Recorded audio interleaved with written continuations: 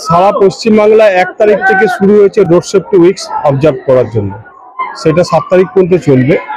সেই আমাদের এডিপিসিও ব্যতিক্রম নয়। আমরাও আমাদের জেলাতে বিভিন্ন ট্রাফিক গার্ড বিভিন্ন দিনে অনেক প্রোগ্রাম করছে। তারই অঙ্গস্বরূপ আজকে রানীগঞ্জে এই স্কুলের বাচ্চাদের নিয়ে একটা র্যালি হবে এবং সিট অ্যান্ড ড্র কম্পিটিশন হয়েছে। আমাদের একটাই উদ্দেশ্য, মানুষকে একটু বোঝানো বা ছাত্রছাত্রীদের বোঝানো যে কতগুলো নিয়ম আছে, সেই ট্রাফিক নিয়ম আছে, সেই নিয়মগুলো মেনে চললে আমরা একটু রোড অ্যাক্সিডেন্ট কমাতে পারবো, ট্রাফিক জ্যামটা হবে না। এই নিয়ে সচেতনতা হিসেবে সচেতন করার জন্য আমরা একটা র্যালি করছি। রোড অ্যাক্সিডেন্ট কি কমেছে না এবারে তুলনায় বেড়েছে?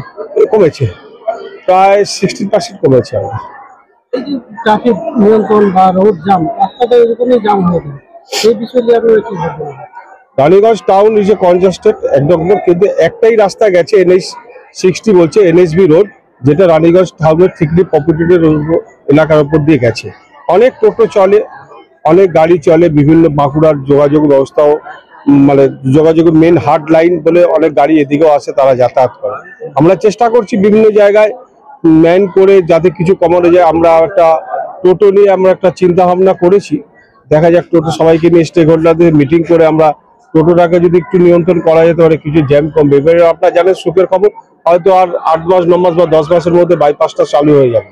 তখন খুব দ্রুত গতিতে চলছে NH-60 বাইপাস, তখন এই গাড়িগুলো অনেকটাই কমে যাবে, বাইরের গাড়ি সব ওই বাইপাস হয়ে যাবে, তখন টাউন অনেকটা ফাঁকা হবে। আসা টোটোর সমস্যা আরো বেড়ে চলছে। না, নিয়ন্ত্রণ তা নয়, টোটোর তো একটা আর্থসামাজিক ব্যাপার আছে। আমরা চেষ্টা করছি এটাকে একটা রেগুলেট করার জন্য। আমরা মিটিংও ডেকেছি, আমরা অলরেডি সাবমিট করে দিচ্ছি কাগজ।